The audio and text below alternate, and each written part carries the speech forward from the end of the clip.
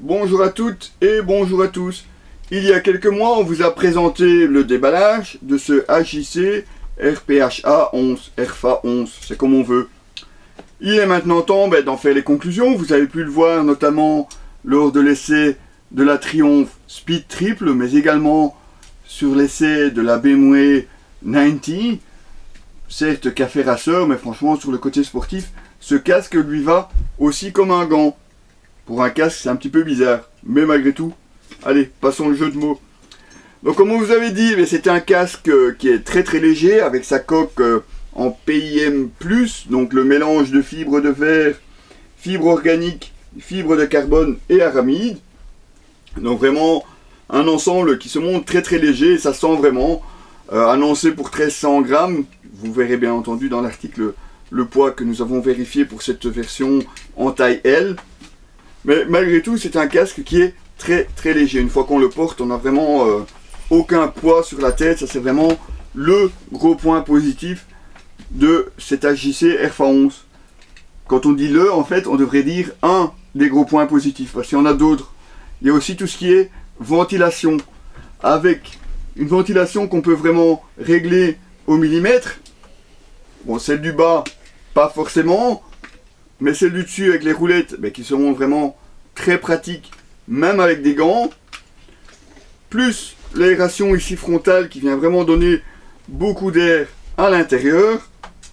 Eh bien, c'est un casque qu'on peut utiliser même quand il fait chaud. Bon, quand il fait chaud, bien entendu, 100 ans climat belge. Donc quand on l'avait essayé, bon, quand même un peu plus de 20-25 degrés, on va dire, eh bien, il s'est montré tout à fait confortable. Donc l'intérieur, lui aussi, est resté très agréable au toucher.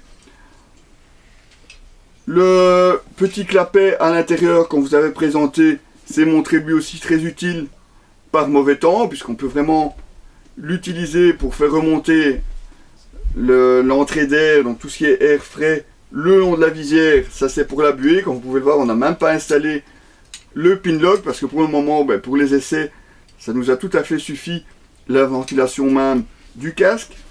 On vous avait aussi parlé du double verrouillage de l'écran. Eh bien, finalement, comme on vous l'avait dit, ça sera forcément plus réservé à une utilisation piste, parce que le double verrouillage, on utilise simplement le verrouillage classique. Voilà, simplement appuyer pour le déverrouiller. Le double verrouillage, on n'en a pas vraiment eu besoin pour le moment. Pour le confort, ça forcément, comme on vous l'a dit, on y est. Le poids, c'est positif aussi. Les aérations, c'est vraiment très positif. Donc le seul bémol en fait qui nous a embêté sur ce casque, c'est un petit peu son insonorisation. Le Max Evo, donc le RFA Max Evo qui est un modulable, nous avait vraiment conquis sur ce point. On est un petit peu plus dubitatif sur ce HJC, avec quand même un léger sifflement qui se fait quand même très présent malgré tout. Une fois qu'on est sur autoroute, à partir d'une certaine vitesse, on commence vraiment à entendre ce sifflement de part et d'autre du casque, et ça, c'est un petit peu regrettable malheureusement. Mais franchement, c'est vraiment le seul gros point noir qu'on peut noter. Bon, le QRS, forcément, on n'en a pas eu besoin. Ici, une boucle double D classique. Bon, il faudra penser à mettre la languette sur le côté pour pas être embêté, pour pouvoir refermer la pression juste après.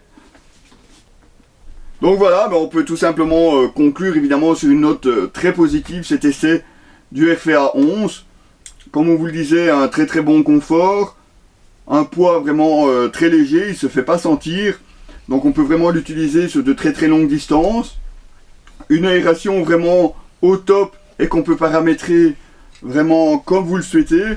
Et donc le seul point noir finalement qu'on peut lui trouver, on aurait malheureusement aimé qu'il soit un peu plus silencieux. Voilà, vous retrouverez bien entendu toutes les données de ce casque et l'article complet sur notre site www.objectif-moto.com. A très bientôt les amis pour un nouvel essai.